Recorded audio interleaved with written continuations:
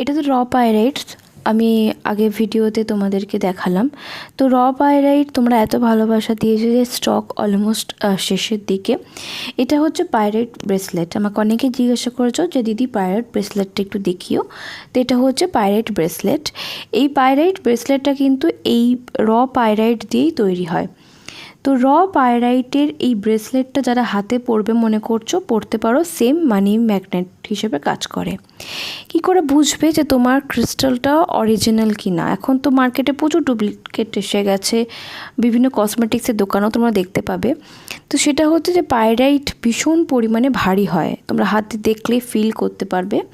এবং বিডসগুলোকে তোমরা লক্ষ্য করবে ন্যাচারাল বা কুদরতি কোনো জিনিসে কিন্তু ন্যাচারাল কোনো জিনিস বা ন্যাচারাল কোনো পাথর কিন্তু অবশ্যই, যেগুলো হিটেড নয় বা যেগুলো ল্যাব মেড নয়, আমি ল্যাব মেড কোনো কিছু রাখি না বা হিটেড কোনো কিছু কিন্তু আমি রাখি না।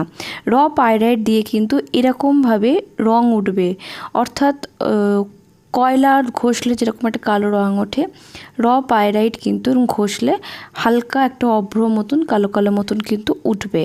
ওটা আসল পেহচান, যেটা র পাইরাইট। এবং যে ক্রিস্টাল যেটা হয় সেই ক্রিস্টালটা কিন্তু খুব ঠান্ডা হবে, ন্যাচারাল যে ওয়েদার থাকবে নর্মাল ওয়েদারের থেকে একটু ঠান্ডা হবে এবং ভারী হবে।